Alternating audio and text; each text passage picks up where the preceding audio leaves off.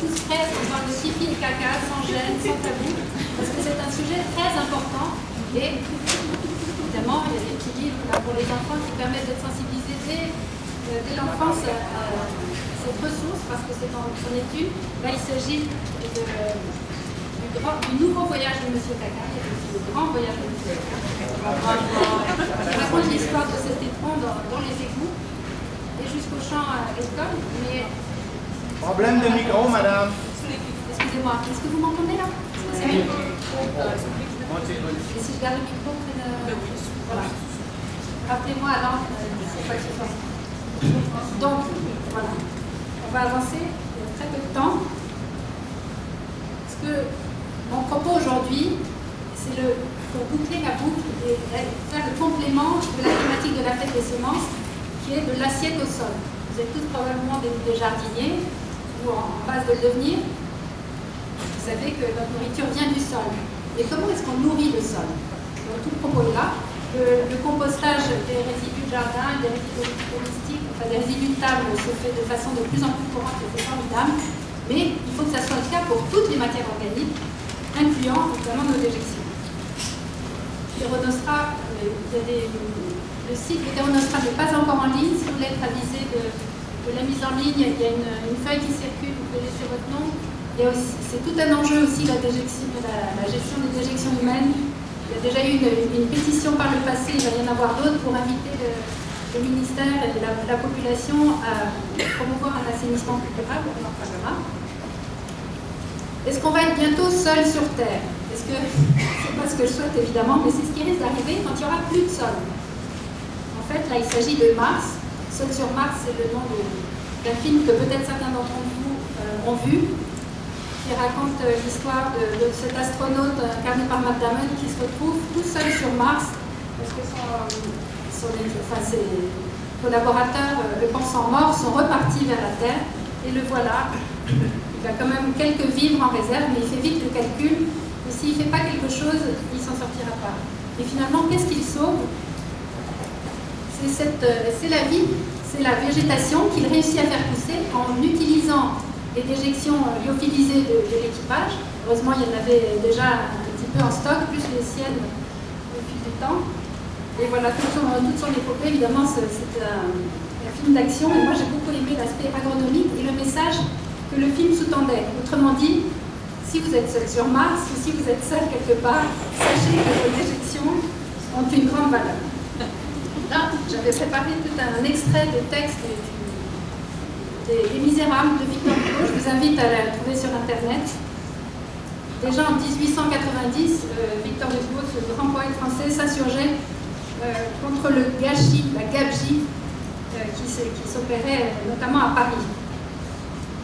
Je vais passer vite parce que j'ai pas mal de diapos, mais une des phrases clés qui m'a beaucoup frappée, il dit « Employer la ville à fumer la plaine, ce serait une réussite certaine.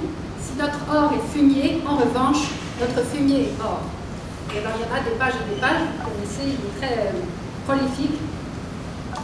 Il souligne le fait que une grande ville est le plus puissant stercoraire. Là, j'ai une image de stercoraire, c'est un insecte stercoraire, c'est un insecte qui se nourrit de déjections.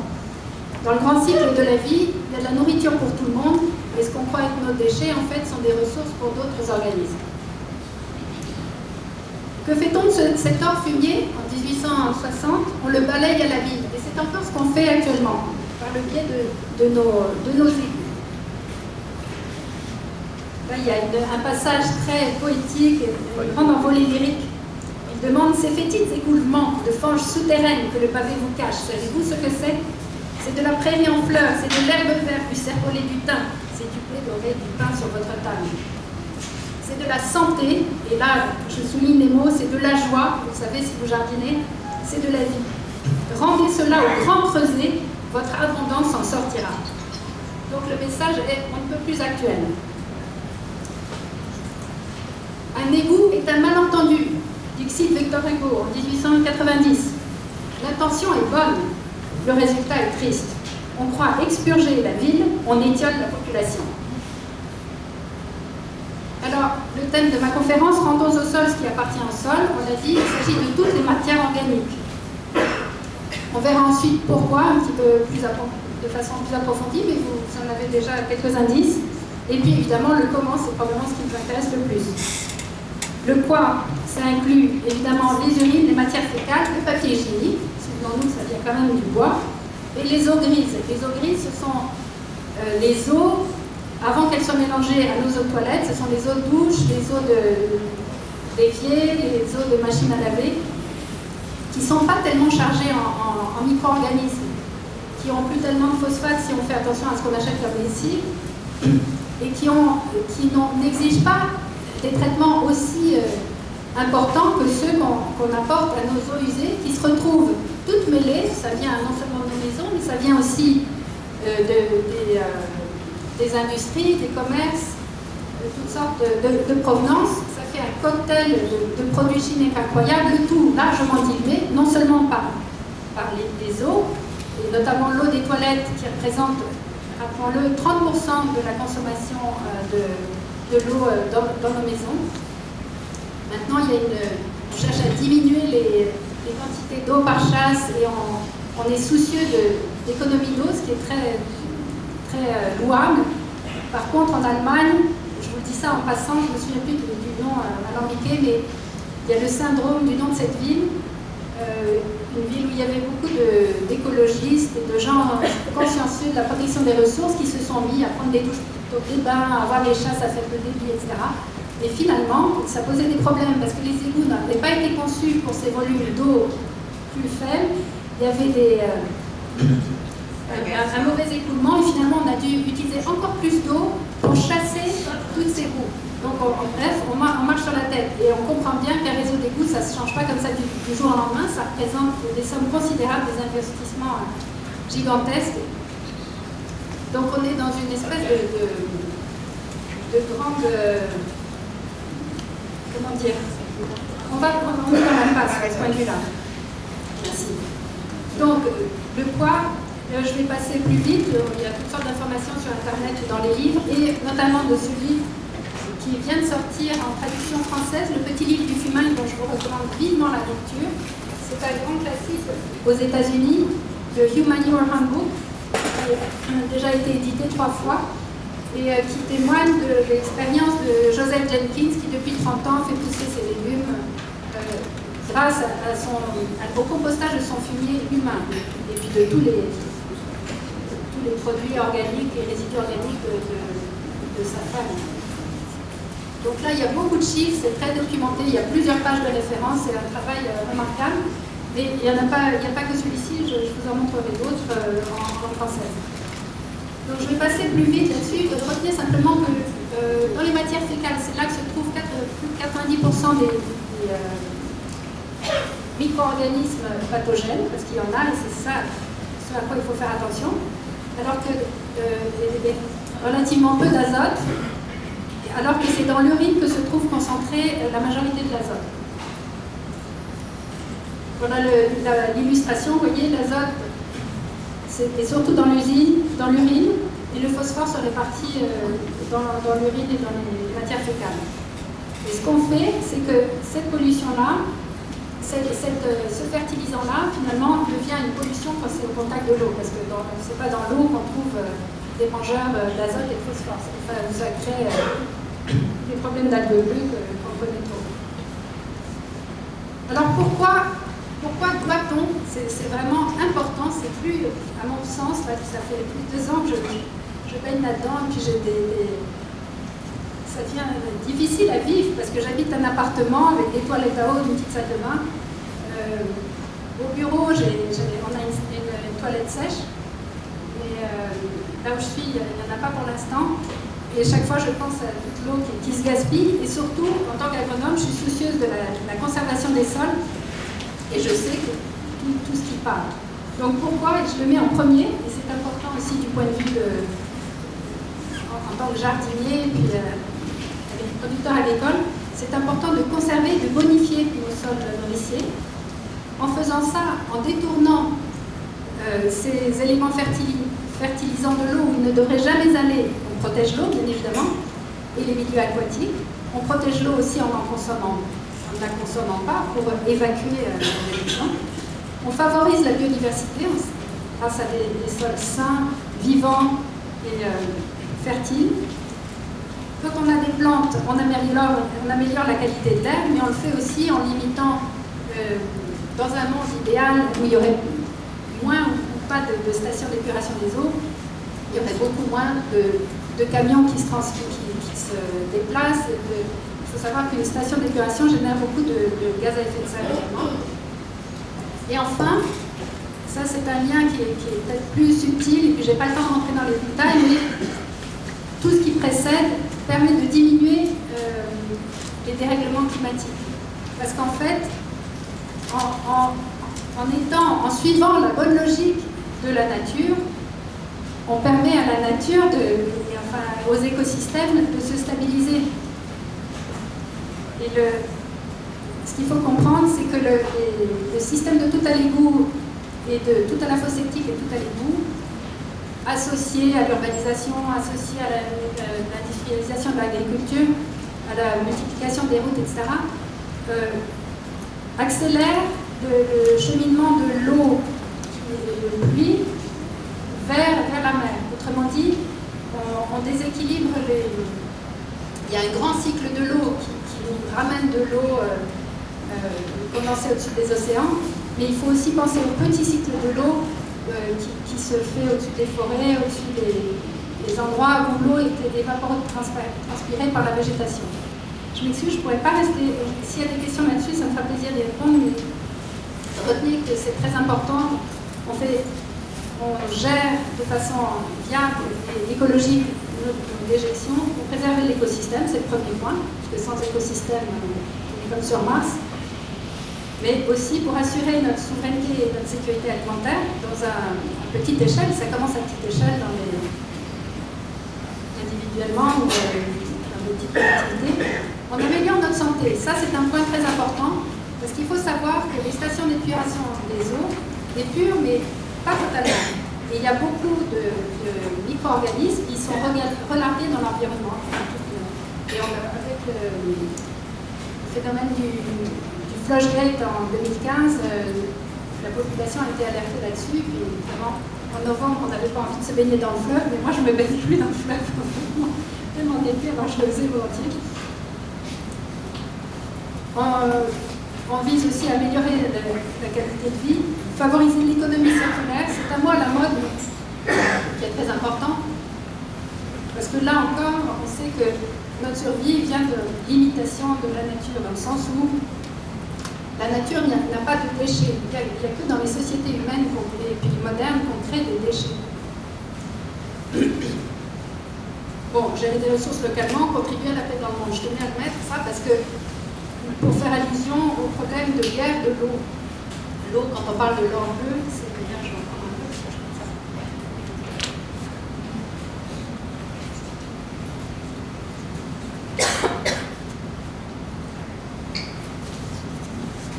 Tout est lié, et donc faire son compost, vous voyez, c'est un geste pour moi c'est un geste de paix dans le monde.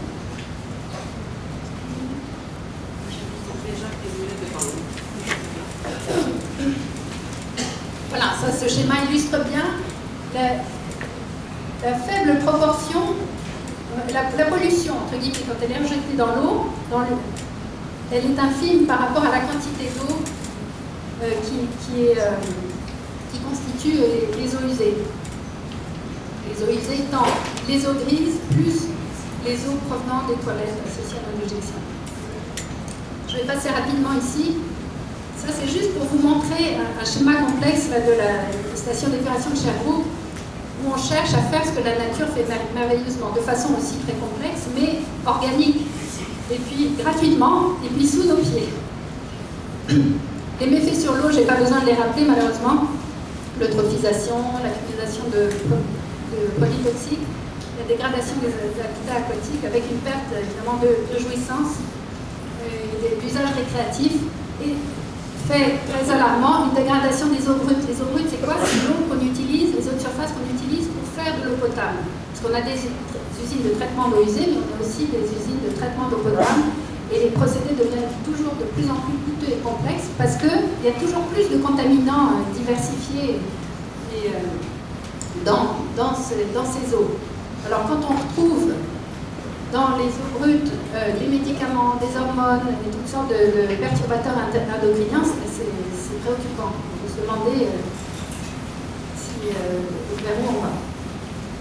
Donc vous l'aurez compris, avec le tout à l'égout, on a un cycle ouvert. Les nutriments proviennent de notre alimentation, mais ont exigé beaucoup de fertilisants chimiques dans l'agriculture intensive. Et on en rejette une partie vers le fleuve. Il y en a une partie qui est retenue dans des bouts d'épuration et qui vont vers la production agricole. Je ne suis pas assez ferrée, mais je sais qu'un bon compost de fumier humain a des qualités infiniment supérieures à une boue d'épuration provenant de tout ce mélange et de ce cocktail dont je vous parlais précédemment. Les micropolluants, ils viennent évidemment pas seulement de nos maisons, et de nos produits d'entretien et de nos produits de soins de santé, de soins du corps. Il y a une multitude de provenances. Tout ça se ramasse dans le fleuve. Ici, on a un autre schéma qui illustre la même chose, un assainissement classique avec un système linéaire ouvert. On prend des ressources, on les mélange, on crée une pollution qui est très diluée, et puis ensuite, à grands frais, on cherche à dépolluer, ce qu'on fait imparfaitement. Et il y a, avant de savoir tout ça, on ne savait pas, c'est tout, mais maintenant qu'on sait que ça coûte cher, que ça pollue, que ça n'a pas de sens, que c'est pas viable, il faut avoir le courage de reconsidérer la question et de faire les études, et les études économiques aussi. Je pense que ça parlerait beaucoup. Et alors, avec le compostage des matières organiques, le cycle est fermé, voilà. Mais c'est important, ce compostage, on va voir, de ne pas le faire n'importe comment. Ici, on voit le fleuve est bleu, on peut prélever l'eau dedans sans risque, on peut s'y baigner, un rêve. Donc, en gros, hors du cycle, point de salut. Là, c'est juste pour illustrer qu'en fait, on utilise l'oxygène émis par les végétaux, et puis les végétaux utilisent notre gaz carbonique et puis nos excréments transformés. Tout est dans tout et puis tout est lié. Bon. Alors, comment on opère cette fermeture du cycle? Première chose, et je ne le dirai jamais assez, garder les déjections séparées de l'eau. Ça, c'est très important.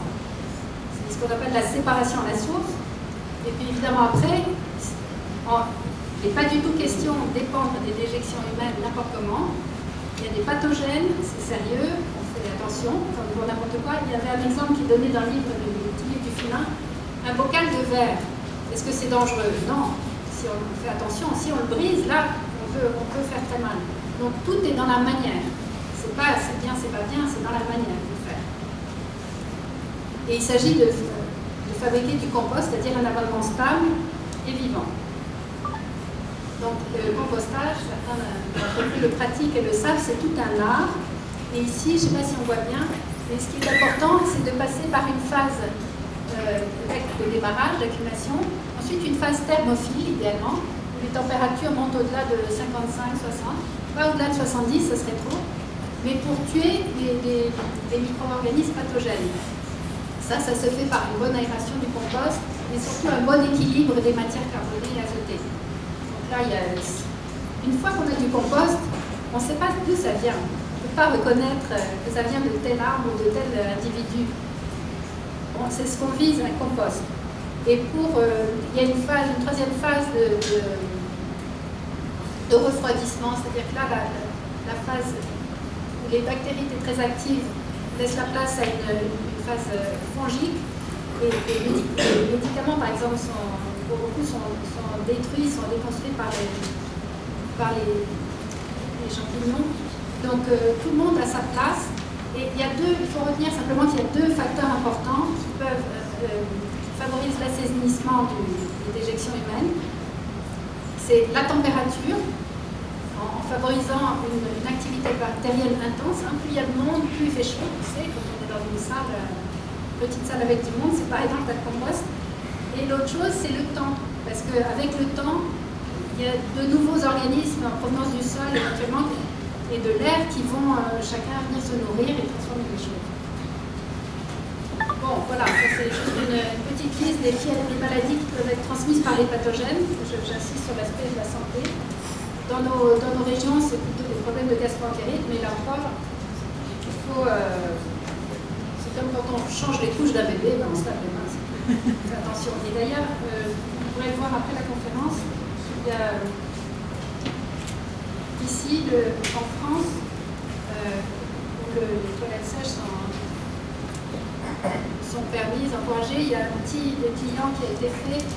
Ça réunit l'ADEME, qui est l'agence de la maîtrise de l'énergie. Il y a des agences de l'eau, il y a des instituts, divers instituts et des organisations. En tout cas, c'est très officiel et puis ça donne des bons conseils. Tout ça se retrouve sur Internet et pourra être accessible à partir de notre site dans pas très longtemps. Justement, voilà, encore pour le petit livre du fumain. En passant, il est à 25 $. C'est un prix d'amis spécial fête de semences, sans les taxes. Enfin, taxes incluses, sinon c'est 35 en tout cas. Une dizaine de dollars de plus. J'ai mis le Liquid Gold qui traite seulement de l'urine, c'est en anglais. On aura peut-être une traduction à un moment donné. Et ça explore une autre façon de gérer les déjections humaines sans eau, en séparant les urines aussi à la source. On verra une illustration. Il n'y a pas longtemps dans le Devoir, on voit la photo d'André Le Guerrier qui a fait la préface du petit livre du fumain et qui, en plein Montréal, a son compost de déjection humaine, bien organisé avec les 3 sections. Celle du centre sert à garder la matière sèche, c'est-à-dire des feuilles mortes, de la paille, toutes sortes de matières carbonées. Et on commence le tas en équilibrant bien les matières d'un côté. Quand c'est plein, on laisse tranquillement se faire la phase de maturation. Et on continue dans l'autre section. Donc là encore, sur le site Humanio Rambourg, pour ceux qui connaissent l'anglais, mais en fait il y a plein d'images et de films, on n'a même pas besoin de savoir l'anglais. Et il y a toutes les façons de faire, tout est montré de façon très pédagogique. Donc leur bras du jardinier, c'est ce qu'on veut. Et voilà, je vous montre cette affiche parce qu'elle était sur la porte de toilette chez moi à Paris. Et c'est un peu mon rêve de ville. Et qu'est-ce qu'on peut faire avec du compost, du bon compost? Ben, écoutez, c'est à l'infini. Et la ville en a particulièrement besoin. Surtout ne serait-ce qu'autour de ces pauvres arbres qui ont si peu de sol et puis avec un sol tellement pauvre. Donc la question du débouché du compost n'est pas un problème. Alors, comment séparer les déjections à la source, c'est-à-dire ne pas les mélanger à l'eau? Ben, grâce aux toilettes sèches. Donc, vous avez des toilettes dites unitaires où tout va ensemble, l'urine et les matières fécales. Et à droite, c'est des toilettes à séparation d'urine. Vous voyez, il y a une section qui permet de remplir un réservoir d'urine séparément et de traiter les matières fécales par les toilettes à côté. Je vais vous passer des images un peu rapidement peut-être, et c'est pour vous montrer la diversité des dispositifs, l'ingéniosité des gens, et qu'il y en a vraiment pour tous les goûts. Donc, dans les toilettes sèches extérieures, en haut à gauche, c'est la compolette, ça c'est québécois. Ça a été mis au point par la RHA, le réseau pour l'harmonie de l'agriculture, le regroupement pour l'harmonie de l'agriculture, et qui vendent sur leur site d'ailleurs un plan détaillé pour fabriquer ça. Et ce n'est pas une bécosse. Alors, la différence entre une bécosse et une compolette, c'est que dans une bécosse, on met tout ça n'importe comment et on ne se soucie pas du bon fonctionnement du compost. Alors que là, vous voyez, c'est un peu surélevé. Il y a des grillages latéraux pour éviter évidemment les aliments rentrent, mais pour assurer aussi une bonne aération. Il y a un système, en tout cas, tout est bien pensé. Voilà des modèles un petit peu plus élaborés et commerciaux. Celui du bas à droite est installé dans un parc à Montréal. C'est la compagnie Toilitech. C'est un système un petit peu comme celui du dessus. Où il n'y a pas besoin d'électricité ni d'eau, hein, ce sont des toilettes sèches. Et la ventilation, parce qu'évidemment on se demande toujours est-ce que ça sent mauvais? Non, les toilettes sèches bien conçues ne sentent pas mauvais. Pourquoi? Parce qu'on s'arrange pour que les mauvaises odeurs soient aspirées vers l'extérieur grâce, en l'occurrence, alors soit un ventilateur, soit ici, c'est la convection de l'air chaud vers le haut, l'air étant chauffé dans ce tuyau noir placé au sud. Donc tout ça est très ingénieux et bien conçu. Et on peut avoir ce genre de dispositif aussi en altitude et en pays froid, dans la neige. Vous savez comme moi qu'un tuyau noir peut chauffer dès qu'il fait beau dehors.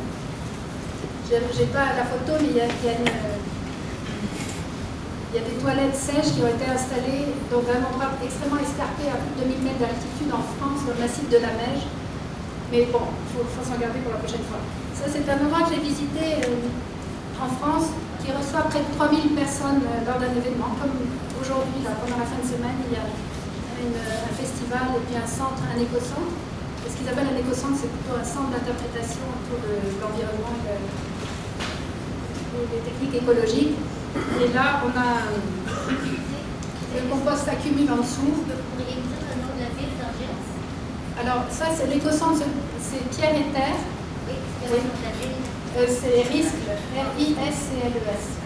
Et c'est vraiment, si vous allez dans la région, c'est vraiment un endroit intéressant à visiter. Voilà les modèles urbains de toilettes sèches. Moi, j'aime beaucoup cette petite compagnie française, écossaise. C'est une poignée de jeunes très dynamiques et puis qui ont le souci du design. Et je trouve que dans le mobilier urbain, c'est très important et pertinent de chercher la beauté. On contribue non seulement à la beauté architecturale du site, mais à la fertilisation. Donc ici, vous voyez, ça concurrence largement les toilettes sèches, les toilettes à eau habituelles, les modèles à lavage automatique qu'on trouve en France, qu'on trouve ici aussi. Ça, j'aime bien l'uritrottoir, ça pour vous montrer aussi l'ingéniosité. Dans le fond, c'est un bac de paille qui est rempli par de l'urine, mais dès que l'azote de l'urine est en contact avec la matière carbonée, l'humification commence à se faire. Et comme c'est couvert, c'est là qu'il n'y a pas d'odeur et que le processus, les cycles vivants se perpétuent. Donc, on installe à Paris, plutôt que d'avoir des madames pipi, on serait mieux avec ça. Voilà. Pour les femmes, disons que ça va bien. Mais il y a des systèmes pour les femmes.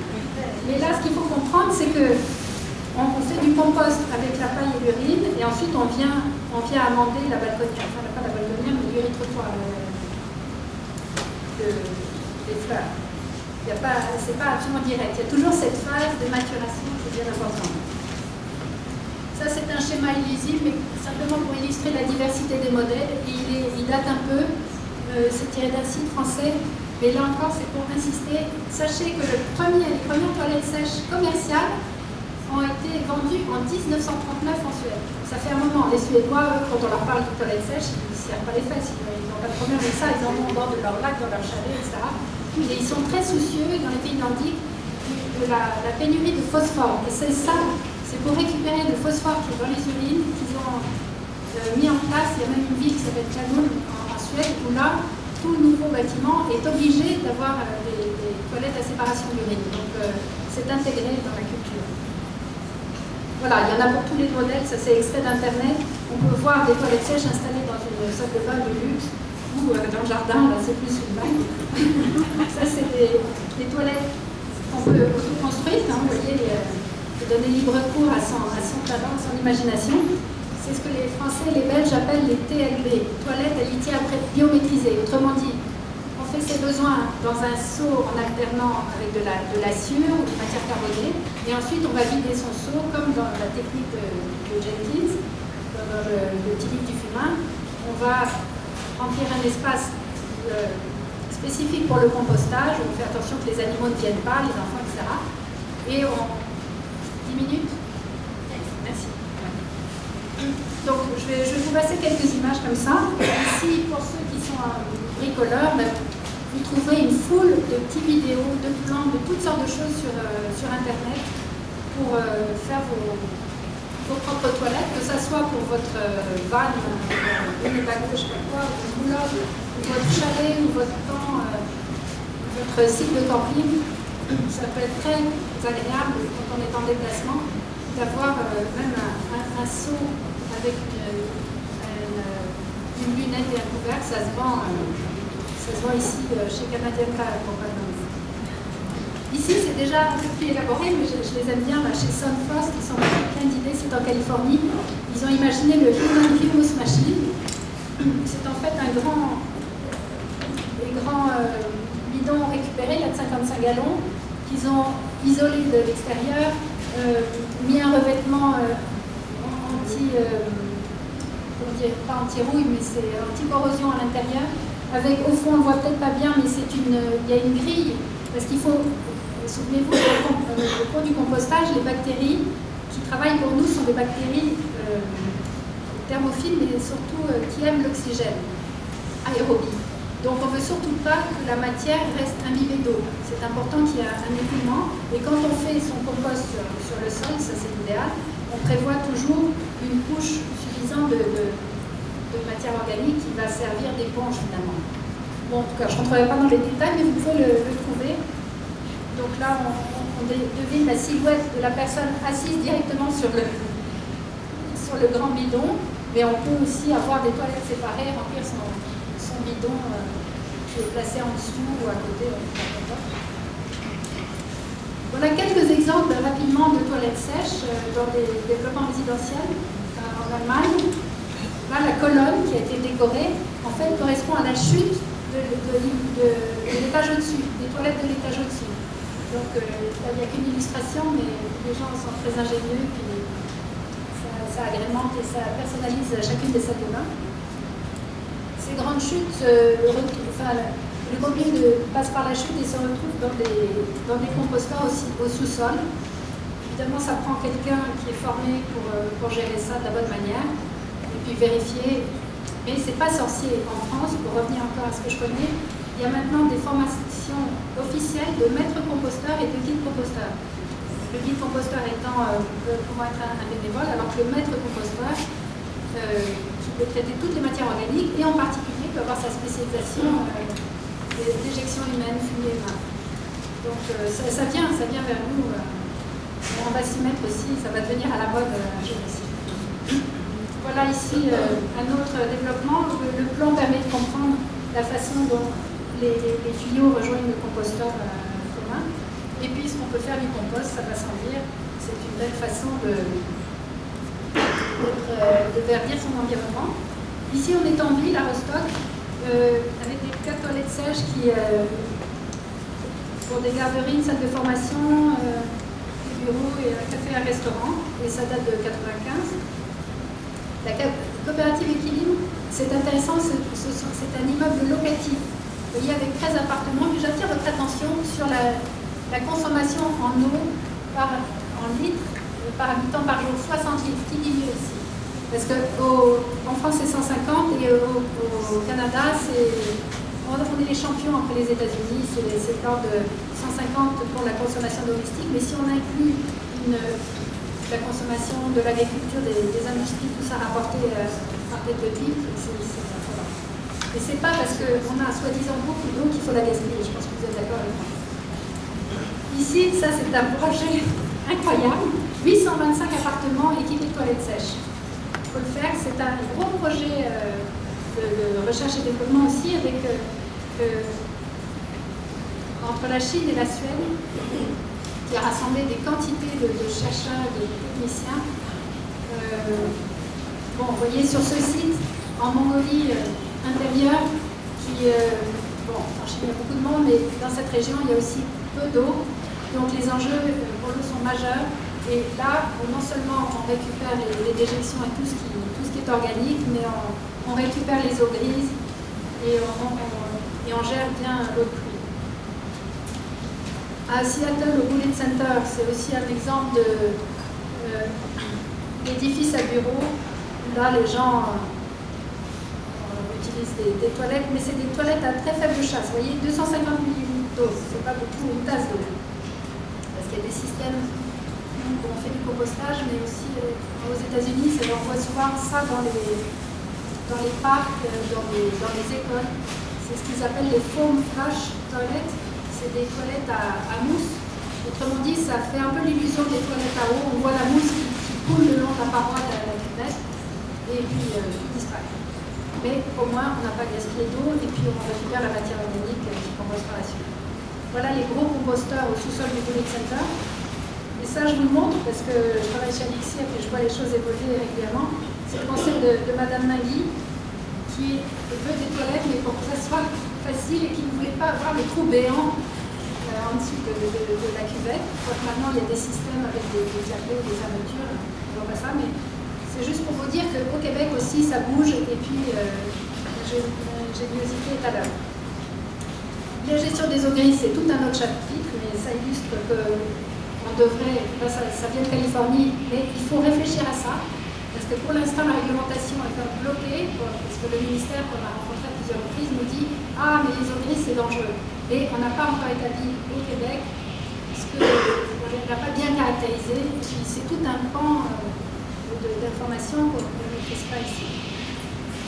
Là voilà quelques sites qui seront disponibles par notre site web, si vous voulez encore laisser vos noms, vous serez avertis. Et je vous recommande fortement ceux-là en particulier, Autarcie, Humanio Handbook, Pierre et Terre dont on a parlé tantôt, Toilettes du Monde, Réseau d'assainissement écologique intestinal.